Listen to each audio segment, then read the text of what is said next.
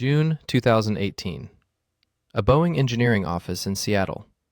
A memo, typed on internal letterhead, labels a software failure as catastrophic if pilots take longer than 10 seconds to respond. The plane carrying that software is already in passenger service. 346 people are about to die from the exact failure the memo describes. The document is never disclosed outside the company. November 2016. Mark Forkner, Boeing's chief technical pilot for the 737 MAX, opens an internal chat window. He types that the maneuvering characteristics augmentation system is running rampant in the simulator. He types that he basically lied to the regulators. The messages stay internal. The plane goes into production.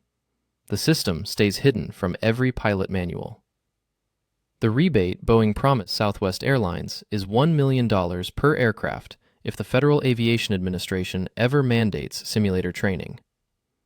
The entire business case for the 737 MAX depends on pilots never needing expensive retraining. So Boeing designs the plane to fly like the old 737, even though the engines are larger, mounted higher, and change the aerodynamics completely. The solution is software. The maneuvering characteristics augmentation system forces the nose down automatically when it detects the plane pitching up too steeply. The system is invisible. It runs in the background. Pilots are never told it exists. And when it malfunctions, it fights the crew for control until the plane hits the ground. How did Boeing convince the Federal Aviation Administration to certify a commercial jetliner with a hidden autopilot system that could overpower the pilots, rely on a single sensor, and trigger a crash inside 10 seconds, all to avoid the cost of simulator training that would erase the profit margin against Airbus? That is exactly what we are going to find out. The Airbus A320neo enters service in 2016. It burns 15% less fuel than the Boeing 737. Airlines love it. Southwest, American, and United start considering defections. Boeing cannot afford to lose its most loyal customers. The company has two choices: design an all-new aircraft from the ground up, which takes a decade and costs tens of billions of dollars, or modify the existing 737 with bigger engines and new software to match Airbus on fuel efficiency. Boeing picks the modification. The 737 MAX program launches. The problem is geometry. The new engines are too large to fit under the wings in the original mounting position.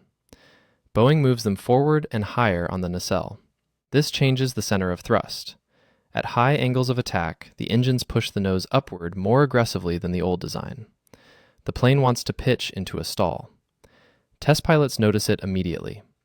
The handling characteristics are different enough that the Federal Aviation Administration will classify this as a new aircraft type. That means simulator training. Expensive simulator training. A full motion simulator costs $15 million. Airlines hate paying for it. Pilots hate the downtime. Boeing promised Southwest and other launch customers that the MAX would fly exactly like the legacy 737. No new type rating, no simulator sessions, just a short difference course on an iPad. The entire sales pitch depends on that promise. If the FAA mandates simulator training, Southwest gets a $1 million rebate per plane. Multiply that across an order of 700 aircraft, and the financial damage is catastrophic. So Boeing Engineering builds a software patch, the Maneuvering Characteristics Augmentation System. It monitors the angle of attack sensor on the fuselage. When the sensor detects the nose rising too steeply, MCAS automatically trims the horizontal stabilizer to push the nose down. This corrects the pitch-up tendency. The plane feels like the old 737. Pilots never know that software intervened. The system is elegant in concept. In execution, it has three fatal design choices. First, MCAS relies on input from only one angle of attack sensor, even though the plane has two. A single bad reading can trigger the system incorrectly. Second, MCAS can activate repeatedly. If the pilots manually pull the nose up, the system pushes it back down, again and again, stronger each time. Third, the system is not mentioned in the pilot manual, the training materials, or the difference course. Pilots flying the MAX do not know it exists. Mark Forkner is Boeing's point man with the FAA.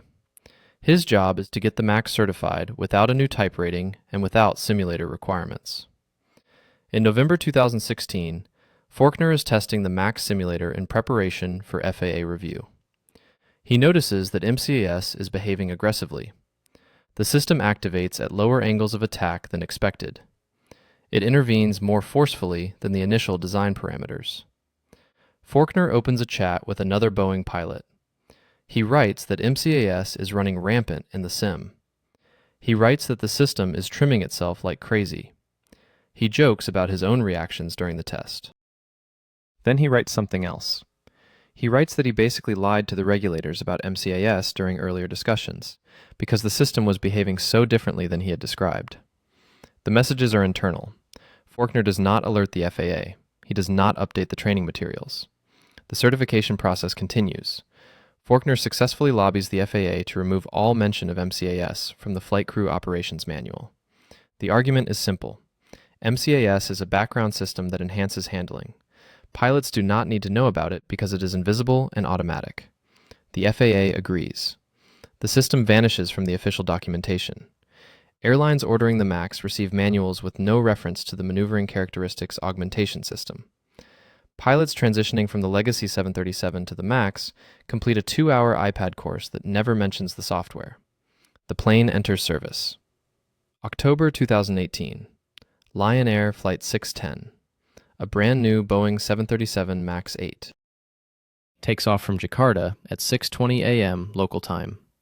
13 crew, 178 passengers. The left angle of attack sensor is giving a faulty reading. It shows the nose is 20 degrees higher than it actually is. MCAS reads the bad sensor data and interprets it as an impending stall. The system commands the horizontal stabilizer to trim nose down. The captain feels the plane pitch forward. He pulls back on the yoke. The nose comes up. 20 seconds later, MCAS activates again. Nose down. The captain pulls up. MCAS pushes down. This cycle repeats. The pilots do not know what is happening.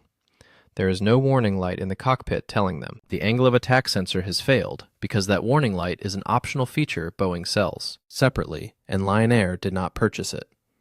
The pilots fight the plane. MCAS activates more than 20 times during the 11-minute flight. Each time, the system trims the stabilizer further nose down. At high speed and low altitude, the aerodynamic forces on the tail are enormous. The pilots try to use the manual trim wheels to counteract MCAS. The wheels require more force than human arms can generate at that airspeed. The flight data recorder shows the captain and first officer pulling back on the yoke with everything they have. The plane does not respond. 11 minutes after takeoff, the 737 MAX impacts the Java Sea at 400 miles per hour. No survivors. 189 dead.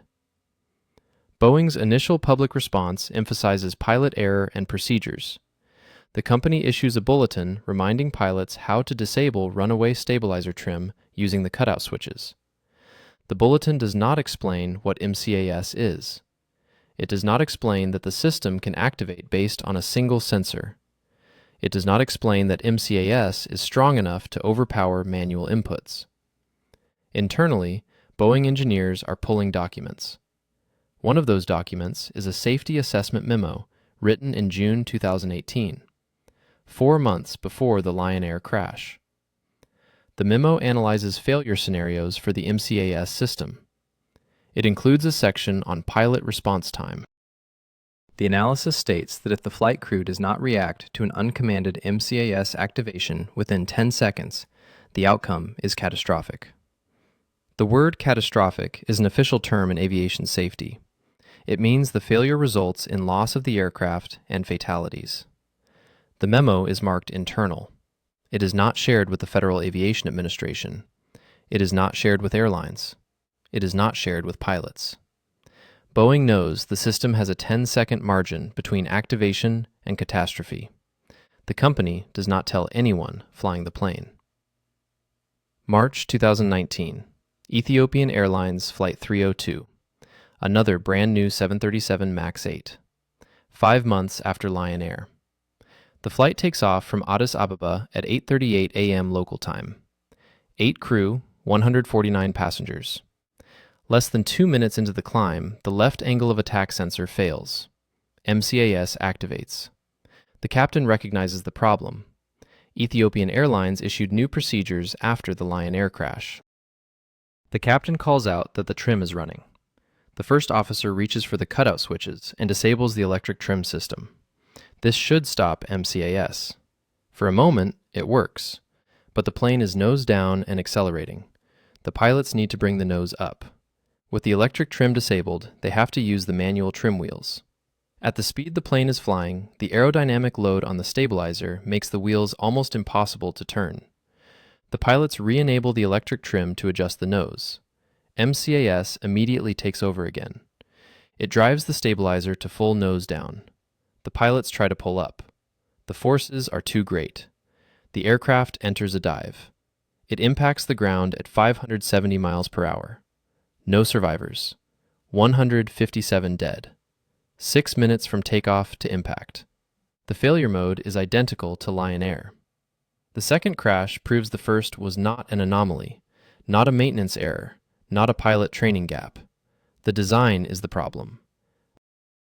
The maneuvering characteristics augmentation system, relying on a single sensor, invisible to the crew, strong enough to overpower manual input, capable of activating repeatedly, and engineered with a 10-second response window between activation and catastrophic failure. Every regulatory agency in the world grounds the 737 MAX. The fleet is frozen. Investigations open in the United States, Ethiopia, Indonesia, and Europe. Prosecutors demand internal documents. What they find is the chat logs, the engineering memos, the emails calling the plane. A design built by clowns, supervised by monkeys. The messages from Mark Forkner joking about using Jedi mind tricks on the FAA. The June 2018 Catastrophic Failure Memo.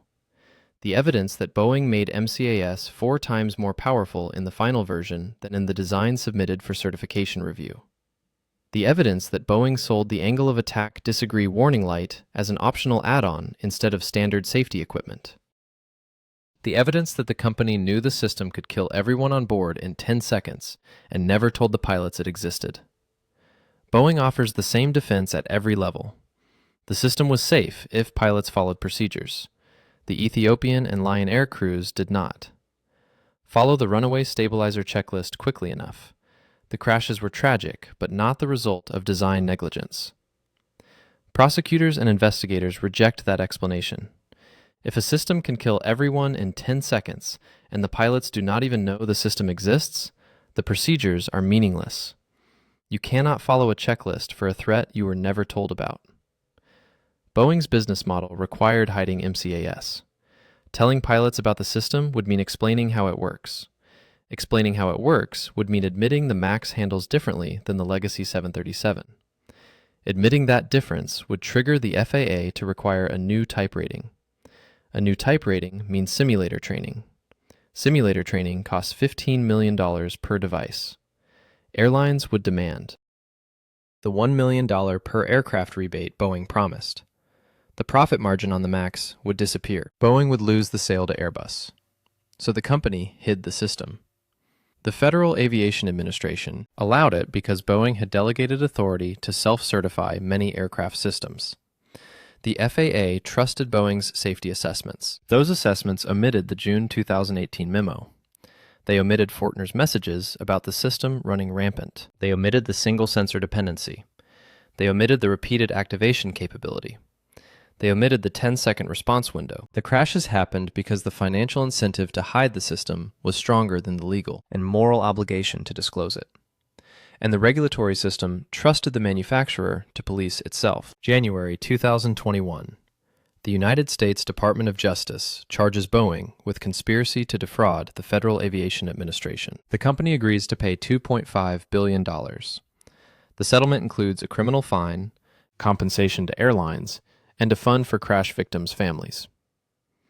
Boeing admits employees deceived regulators about MCAS. The company does not admit the design itself was defective. It frames the crime as a documentation and communication failure, not an engineering failure. Mark Forkner is charged separately. Prosecutors argue he lied to the FAA to protect Boeing's financial interests and his own career. The case goes to trial in March 2022. Forkner's defense is simple. He was a mid-level employee executing decisions made far above him. Boeing management knew about the MCAS changes. Boeing leadership approved the certification strategy. Boeing executives decided to hide the system from manuals. Forkner sent the messages, but he did not design MCAS. He did not choose the single sensor architecture. He did not write the June 2018 memo. He did not decide to sell the warning light as an optional feature. He was a technical pilot following orders in a corporate machine where safety was always negotiable against cost. The jury acquits him. The only individual criminally charged in a scandal that killed 346 people walks free. Boeing paid the fine. No executive served prison time. The plane returned to service in late 2020 after software updates, additional pilot training, and new FAA oversight rules. Airlines are still flying it. But the documents do not disappear. The internal chats, the engineering memos, the emails joking about regulators, the June 2018 catastrophic failure analysis. They sit in court records now. Public. Permanent. The story they tell is clean. A corporation chose profit over transparency. It built a plane that needed expensive training to fly safely. It hid the system that made the training unnecessary. It sold the silence to airlines as simplicity. It delivered that simplicity through software strong enough to crash the aircraft in 10 seconds. And when the first plane went down, it blamed the pilots. When the second plane went down 5 months later with the same failure, the explanation collapsed. The term catastrophic appeared in an internal memo 4 months before the first crash. The engineer who wrote it knew exactly what would happen if MCAS activated and the pilots did not disable it within 10 seconds. That engineer worked for Boeing. The memo stayed internal. The pilots never saw it. The regulators never saw it. The airlines never saw it. 346 people died from a failure the company had already labeled catastrophic in writing. The plane was not safer than Airbus. It was cheaper to certify. The system was not invisible because it worked seamlessly. It was invisible because explaining it would cost Boeing the sale. The regulatory approval was not evidence of safety. It was evidence that the manufacturer had authority to certify its own product, and the incentive to hide anything that threatened the business case. The crashes were not accidents. They were the engineered outcome of a decision chain that valued market share over disclosure. When you look at the June 2018 memo and the March 2019 crash, you are looking at a straight line. The company knew the failure mode. The company knew the time to catastrophe. The company never told the pilots. The pilots could not react to a system they did not know existed. And the people who wrote catastrophic on the page and then stayed silent were not criminals under the law. They were employees protecting the product. The MAX is flying again. The software has been updated. The training is mandatory now. The warning lights are standard equipment. But the documents are still there. The chats, the memos, the jokes. The word catastrophic in June 2018. The crash in October. The second crash in March. The settlement, the acquittal, the return to service. What nobody notices yet is that the plane is not the scandal. The scandal is the trade-off. Safety was always negotiable. The cost of honesty was $1 million per aircraft. The cost of silence was 346 lives. Boeing ran the numbers. The company picked silence. The Federal Aviation Administration trusted the analysis. The pilots flew the plane. The system activated. The outcomes were catastrophic. And the only person charged said he was following orders. The term for that is not accident. The term is business model. When the financial penalty for disclosure is higher than the financial penalty for catastrophe, you get catastrophe. The MAX proved it twice. The engineers who wrote the memos are still engineers. The executives who approved the certification strategy are still executives. The regulators who delegated oversight authority still delegate oversight authority. The plane that killed 346 people is back in the air because the software patch costs less than admitting the design was compromised from the beginning. And the word catastrophic, typed in June 2018, stays exactly where Boeing left it: internal.